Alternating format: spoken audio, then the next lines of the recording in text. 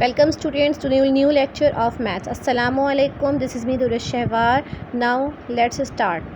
Now let's move to the exercise 1B on page number 13. Page number 13 आप open करेंगे तो आपको ये मिलेंगे question number 1. Illustrate the following relationship through the Venn diagrams. Venn diagram क्या होती है? किसी भी सेट को हम पिक्चर के ज़रिए, पिक्टोरियल रिप्रेजेंटेशन के ज़रिए दिखाएं तो वो कहलाती है वेन डायग्राम. इसमें हम बेसिकली रेक्टेंगल और सर्कल्स की मदद से डायग्राम को, सेट को इलस्ट्रेट करते हैं. जो रेक्टेंगल होता है बेसिकली वो यूनिवर्सल सेट कहलाता है और जो सर्कल होता है वो हमारे सेट्स होते हैं. क्वेश्चन नंबर 1, यहाँ पे दो साइड्स पे क्वेश्चन गिवन है. लेफ्ट हैंड साइड पर जो 4 सेट्स गिवन है वो एक क्वेश्चन है और जो राइट हैंड साइड पर है वो एक क्वेश्चन है.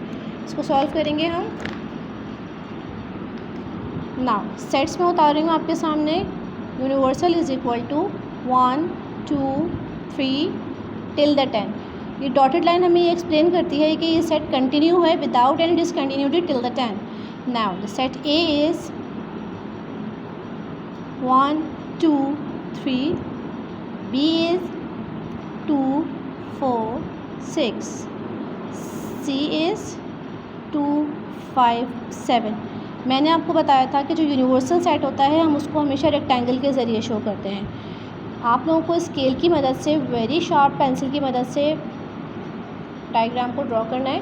रेक्टेंगल यूनिवर्सल सेट जब भी आपको गिवन होगा आप उसके लिए डायग्राम के लिए एक रेक्टेंगल को शो करेंगे. ये हमारा रेक्टेंगल बन गया. अब यहाँ पे हमारे पास 3 सेट्स गिवन है. पहला सेट है A, B and then C. A set का मतलब है यहाँ पे हमें एक सर्कल बनाना है. एक सर्कल बना दिया हमारे पास. इसमें एलिमेंट कौन कौन से? 1 2 एंड 3. 1 2 एंड 3 हमने एलिमेंट्स लिख दिए. अब आपने नोट करना है बी सेट जब आप बना रहे होंगे तो एक एलिमेंट है जो ए में भी शामिल है और बी में भी. वो एलिमेंट है हमारा, कौन सा एलिमेंट है वो? 2. 2 is the common element between the both sets A and B. तो जो 2 है उसकी साइड से हमारे सेट्स आपस में ओवरलैप कर जाएंगे. 2 को हमने सेंटर में बना दिया. 2 इस वाले पोर्शन में भी मौजूद है और उस वाले में भी, और क्योंकि 4 6 अलहदा है. अब हमारे पास नेक्स्ट सेट का 2 5 7. अब 2 फिर ओवरलैप हो रहा है. आप देखें पहले सेट ए में भी 2 मौजूद है, बी में भी, सी में भी. तो 2 हमारा इस पोजीशन में बनेगा कि वो तीनों सेट्स को एक साथ कैप्चर करे. तो यहाँ से जो हमारा तीसरा सर्कल होगा वो यहाँ से बनेगा कि उसमें 2 शामिल हो जाए. सही. 5 and 7. This is the set A, this is the set B, this is the set सी.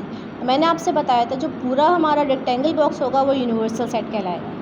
अब यूनिवर्सल सेट के कौन सा नंबर हैं जो इसमें नहीं आए? 1 2 3 4 5 6 7 8 9 10. ये 3 नंबर जो थे हमारे वो यूनिवर्सल सेट के किसी सेट पे वो मिक्स मैच नहीं हो रहे थे तो हमने इसको सेपरेटली लिख दिया. Understood. Now move to the part number 2. हमने यहाँ पर एक रेक्टेंगल ड्रॉ कर लिया. रेक्टेंगल हमारा यूनिवर्सल था. फिर ए एंड बी हमने लिखे. ए को हमने एलिमेंट्स को, सिर्फ वो एलिमेंट्स हमने जो 2 में भी, बी में भी कॉमन थे, हमने उनको यहाँ पर लिख दिया. 2 4 6 8 एंड 10. उसके अलावा जो इसके एलिमेंट्स थे 12, वो इस तरफ. ए के जो एलिमेंट बचे वो 12 बचा खाली. और बी के कौन कौन से बचे? 1 2 इधर चला गया, 3 4 चला गया, 7 होगा. सी के करेंगे तो सी भी इस set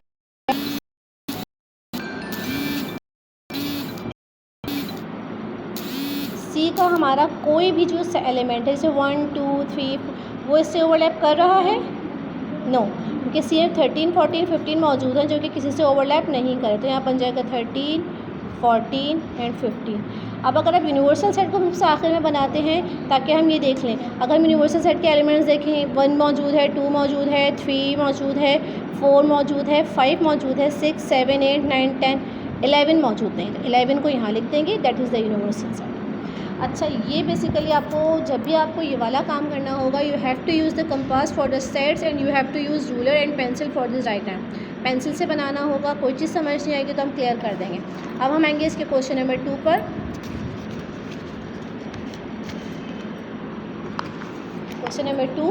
copy the following figures in your notebook and shade according to the operation mention below the Venn diagram. ये हमारे पास डायग्राम मेंशन है, हमें इसको शेड करके बताना है कि ये हमारे पास क्या है. तो मैं इसको आपको इसी में शेड करके बता दूंगी बुक में. आपको सबसे पहले बताना है A intersection B. A intersection B, पहला हमारी डायग्राम जो हम और से देखेंगे तो हमें मिलेगा A intersection B union A intersection C. सबसे पहले ब्रैकेट के अंदर वाले को हम सॉल्व करेंगे। ए इंटरसेक्शन बी यानी बी और ए का कॉमन हिस्सा वो बनेगा ये वाला, तो हमने इसको शेड कर देना है। सही है, ये हमने इसको शेड कर दिया, बहुत लाइट पेंसिल से शेड करना है आपको। ये हमने इसको शेड कर दिया। सही है, अब नेक्स्ट के ए इंटरसेक्शन सी, इसको भी हमने शेड कर दिया। सही, अब कहा है इन दोनों का यूनियन, यानी इस पूरे सेट का और इस पूरे सेट का यूनियन। पहले हमने A union A intersection B को कर दिया, अब इसका पूरे का यूनियन का मतलब है कि उसमें ये दोनों सेट्स कलर्ड रह गए। अब हमारे पास आएंगे A intersection B intersection C. Second diagram पर आएंगे A intersection B intersection C, यही क्वेश्चन है हमारा। कॉम्प्लीमेंट, इसका मतलब है बी इंटरसेक्शन सी को कॉम्प्लीमेंट कर देंगे, यानी जो बी इंटरसेक्शन सी है वो हमारा ये वाला पोर्शन है, इसको छोड़ के बाकी पूरा वाला हिस्सा कलर्ट कर दें। अगर हम इसको कलर्ट कर देते हैं, ये हमारा ब्रैकेट सॉल्व हो गया। लेकिन उन्होंने पूरा इसका भी इंटरसेक्शन ले लें तो इसको भी छोड़ दें और ये वाला हिस्सा सेलेक्ट हो जाएगा, ए इंटरसेक्शन वाला, खाली ये हिस्सा कलर्ड हो जाएगा, उसमें भी ये नहीं कवर होगा।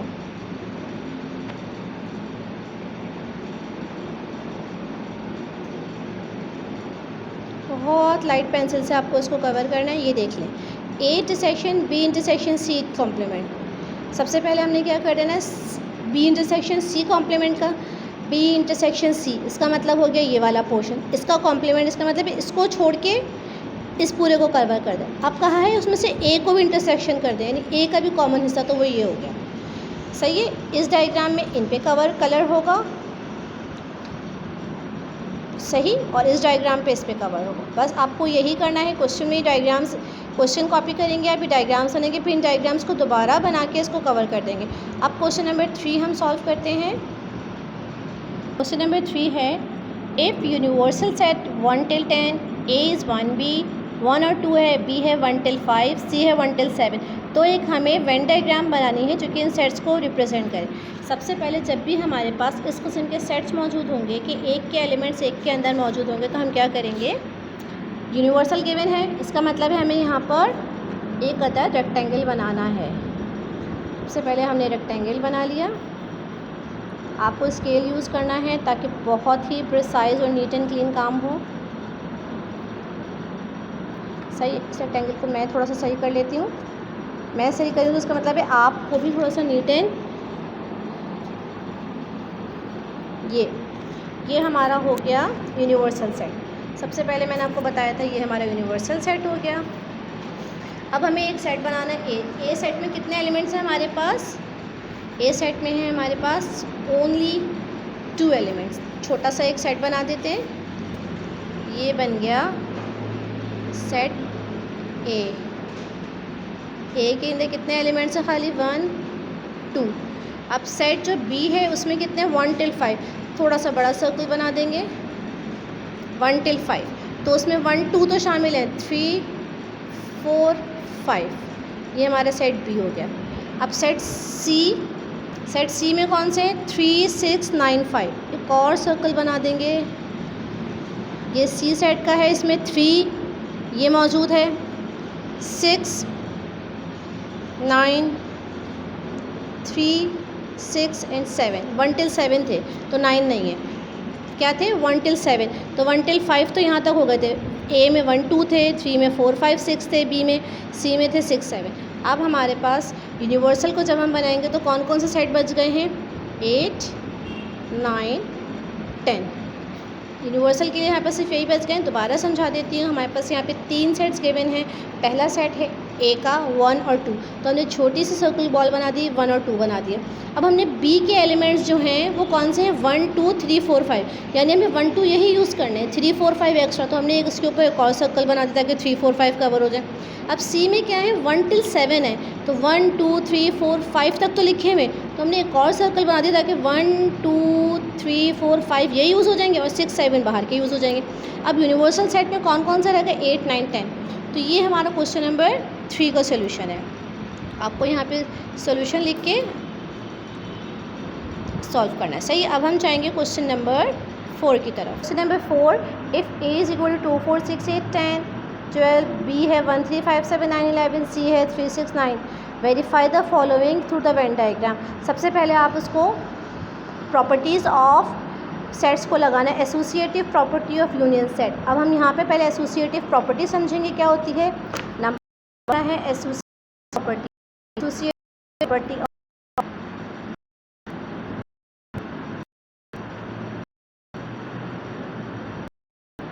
Associative property of union of set, यही गिवन है हमारे पास नंबर 1 पार्ट। एसोसिएटिव प्रॉपर्टी का क्या मतलब होता है, A union B then union C is equal to A union B union C. इसको हम अपनी ज़बान में बोलते हैं इजीली याद करने के लिए कि ए बी सी 3 सेट से उनके दरमियान यूनियन है, क्योंकि यूनियन की प्रॉपर्टी है। ए बी सी के दरमियान यूनियन है और उनमें पहले में शुरू के 2 में ब्रैकेट्स लगा देंगे, आखिर में आखिर 2 में। अब से पहले आप इसको सॉल्व करेंगे। सबसे पहले जब भी हमारे पास question left hand side both sides में गिवन होता है तो हम क्या करते हैं, लेफ्ट हैंड साइड ले लेते हैं। हम ले लेते हैं लेफ्ट हैंड साइड है हमारी A union B union C. पहले हम सेट सॉल्व करेंगे A union B. A union B solve करने का तरीका क्या है हमारा, ए सेट लिखेंगे 2 4 6 8 10 12, देन यूनियन 1 3 5 7 9 11, डन। ये हमारे पास 2 सेट्स हो गए। यूनियन का मतलब होता है इनको कंबाइन करके लिख देंगे तो बनेगा 1 2 3 4 5 6 7 8 9 10 11 12। ये हमारा आंसर आ गया ए यूनियन बी का। अब आपको लिखना है A union B union C, यानी अब जो हमारा अबव सेट था ए यूनियन बी का उसे लिखेंगे पूरा 1 2 3 till the 12, और ये हमारा यूनियन था। क्या करना है, A union B inter union C निकालना है। ए यूनियन बी जो हमने ऊपर से कैलकुलेट किया था वो यहाँ पे लिखा है, यूनियन का साइन लगाया तो साइन यूनियन है। 3 6 9 हमारा सी सेट मौजूद है। इनको जब हमने यूनियन करा, यूनियन का मतलब होता है सारे एलिमेंट्स को कंबाइन करके, तो क्या आंसर आएगा 1 2 3 4 5 6 7 8 9 10 12 एंड 50। ये हमारा आ गया इसका आंसर। अब हम चलेंगे इसकी वेन डायग्राम पे। वेन डायग्राम कैसे बनेगी, वेन डायग्राम के लिए मैंने आपको ये बताया कि जब हम इसकी वेन डायग्राम बनाएंगे तो क्या करेंगे, एक रेक्टेंगल है, ये 3 सेट्स हैं। ए सेट्स में हमारे पास कौन कौन से एलिमेंट्स मौजूद है, 2 4 8 10 12। 6 हमने यहाँ पे क्यों रखा है, क्योंकि 6 सी से भी मैच करेगा। और यहाँ पर हमने रखा है 3 एंड 9। 3 और 9 इस एरिया में क्यों रखा है, क्योंकि ये 3 और 9 बोथ बी एंड सी में प्रेजेंट है। अगर हम यहाँ पे देखें 1 5 7 9 11 3 9 मैंने इस पोर्शन में रखा है। ये डायग्राम छोटी है, अगर आप इसको बड़ा करके बनाएंगे तो ज़्यादा इजीली समझ पाएंगे। ठीक है, इस डायग्राम। अच्छा, अब हमें ये मालूम करना है इसका यूनियन। तो यूनियन के लिए आपको पेंसिल से पूरे सेट ए और बी में बारीक लाइंस खींच देनी है। ए और बी सेट्स में आपको यहाँ पे लाइंस खींच देनी है, जो कि हमारा आंसर होगा। आंसर क्या है, 1 till 15। तो 1 till 15 में अगर आप ये नोट करेंगे तो ये तमाम सेट्स, तीनों सेट्स को कवर कर रहा है, तो यहाँ पर आपको लाइन खींच देनी। इसके बाद हम इसके मूव करते हैं पार्ट नंबर 2 पर। इसके पार्ट 2 में हमें क्या प्रूफ करना है, associative property of intersection of sets. Associative property of intersection of sets, ये हमारा पड़ेगा एसोसिएटिव प्रॉपर्टी ऑफ इंटरसेक्शन। जो हमने लास्ट टाइम किया था तो हमने क्या किया था, यूनियन के साइन को हमने इंटरसेक्शंस में चेंज कर दिया, बाकी सब चीज़ वैसे। अब हम क्या करते हैं, जब भी हमारे पास दोनों साइड्स पे क्वेश्चन मौजूद होता है, हम लेते हैं left hand side is equal to A intersection B intersection C. सबसे पहले ब्रैकेट सॉल्व करेंगे, B intersection C. B intersection C क्या है, हमारा बी सेट क्या है, हमारा बी सेट है 1 3 5 7 9 11 and then bracket. Intersection C 3 6 9 15। Intersection का मीन्स हमारा है कि हमें इनमें से कॉमन कैलकुलेट कर लेना। कॉमन हमारे पास क्या है, 3 एंड 9 इज़ द कॉमन। अब हमें क्या करना है, बी इंटरसेक्शन सी के साथ A intersection B intersection C calculate करना है। दैट इज़ ए का सेट लिखेंगे हम। ए का सेट 2 4 6 8 12 10 12। अंडरस्टूड। इंटरसेक्शन सी, अब ए का सेट लिखा दिया बी इंटरसेक्शन सी, ये साइन बी इंटरसेक्शन सी हमारे पास है 3 and 9। बी इंटरसेक्शन सी हमारे पास क्या है 3 and 9। अब यहाँ पर हमें क्या करना है, यहाँ पर हमें करना है इंटरसेक्शन का मीन्स इन दोनों में कॉमन। अगर आप देखें तो इन दोनों में कुछ कॉमन है, 3 and 9 इसमें नहीं है, बाकी ये ऑड इवन नंबर्स इसमें नहीं, तो इसका मतलब है नल सेट। नल सेट का मतलब ये है कि इन दोनों में कोई चीज़ कॉमन पॉसिबल नहीं है। अब हमारा नेक्स्ट है राइट हैंड साइड सॉल्व करेंगे सेम ऐसे ही। राइट हैंड साइड हमारी है A intersection B intersection C. सबसे पहले ब्रैकेट सॉल्व करेंगे A intersection B. A intersection B के लिए हमें क्या करना है, पहले ए सेट को उतारना है 2 4 6 8 10 12। अंडरस्टूड। इसी तरह से इंटरसेक्शन का मतलब है हमें इंटरसेक्शन सी का सेट हमारा क्या था 3, सी था हमारे पास 3 and 9। यहाँ पर हमने क्या लिखना है, A intersection B, A set उतारा, अब यहाँ पर हम बी सेट उतारेंगे। B is 1 3 5 9 11। अब हमें इनमें से इन दोनों सेट्स को देखने से तो कुछ भी कॉमन नहीं है। हमारे पास तमाम ऑड नंबर्स मौजूद हैं और इसमें हमारे पास तमाम इवन नंबर्स हैं। इसमें और तो कोई भी चीज़ कॉमन नहीं है, तो इसका मतलब empty set. This empty set shows कि इन दोनों सेट्स के दरमियान कोई भी चीज़ कॉमन नहीं है। अब आपको A intersection B intersection C, अब ए इंटरसेक्शन बी का हमारे पास ऊपर आंसर आया था empty set. Intersection C, intersection का साइन लगाएंगे सी हमारे पास क्या है 3 6 9 15। जब भी एम्प्टी सेट किसी के साथ इंटरसेक्ट करता है तो आंसर इज़ एम्प्टी सेट। जब भी एम्प्टी सेट का कॉमन निकालेंगे आप किसी भी सेट के साथ तो आंसर भी एम्प्टी सेट ही होगा। सही। अब इसके हम मूव करते हैं वेन डायग्राम पे। वेन डायग्राम कैसे बनेगी, वेन डायग्राम के लिए रेक्टेंगल ज़रूरी नहीं है। रेक्टेंगल मैंने आपको बताया जब ज़रूरी होता है जब हम यूनिवर्सल गिवन है। इसमें यूनिवर्सल गिवन नहीं तो हम बस 3 सेट्स गिवन है। दैट इज़ ए, ये हमारे पास ए है और ए और बी के एलिमेंट्स कभी कोलाइड नहीं, मैच नहीं करें, तो ये हो गया हमारा बी। सी हम इसमें से कोलाइड कर रहे हैं क्योंकि सी के एलिमेंट्स जो हैं वो इससे मैच कर रहे हैं। 6 इससे मैच कर रहा है और 3 और 9 इससे मैच कर रहा है। ये सी के एलिमेंट्स हैं। जब ए के एलिमेंट्स कौन से थे हमारे 2 4 6 यहाँ पे आ गया है क्योंकि 6 दोनों में कॉमन था इसलिए कॉमन जगह पे लिख दिया है 8 10 and 12। अब बी के एलिमेंट्स 1 3 यहाँ पे लिख दिया, 5 9 यहाँ पर आ गया, 11। ये इसकी वेन डायग्राम बन गई। नो शेडिंग नहीं होगी बिकॉज ऑफ कि देयर इज़ नो, हमारा जो आंसर है वो एम्प्टी सेट बन रहा है। हमें जो बेसिकली शेडिंग का पता चलता है वो हमारे आंसर से पता चलता है। इसमें हमारे पास आंसर नल सेट का बन रहा है तो इसमें कोई भी रीजन शेड नहीं होगा, कोई भी रीजन शेड नहीं होगा। बेसिकली शेडेड रीजन जो होता है वो हमारा आंसर शो हो रहा होता है। तो यहाँ पर हमारे पास जो आंसर आया है वो नल सेट आया है तो इसको हम ऐसे ही छोड़ देंगे। Understood. This is end of our exercise 1B। अब मैं आपको इसके MCQs शो कर देती हूँ जो कि आपको अपनी कॉपी पे करने होंगे और साथ साथ MCQs रीड भी कर दूँगी ताकि आपको किस तरह से कोई प्रॉब्लम ना आए। This is the MCQs of the chapter. A set is a collection of well-defined object। यहाँ पर ऑप्शंस गिवन है commutative law, integers and set. Number 2, every set is an improper subset of itself, subset, superset, null set. A is the subset of B, it is represented by A। C के नीचे छोटा सा बार है, इसको हम पढ़ते हैं सबसेट। ये जो C के नीचे छोटी सी लाइन लगी हुई होती है इससे पढ़ते हैं हम सबसेट। तो यानी सबसेट का साइन क्या होता है A सबसेट B। ये ऑप्शंस गिवन है। What is Venn diagram? Venn diagram is visual representation of a set. Tabular form is also called roster form. A finite set is a set whose elements can be counted.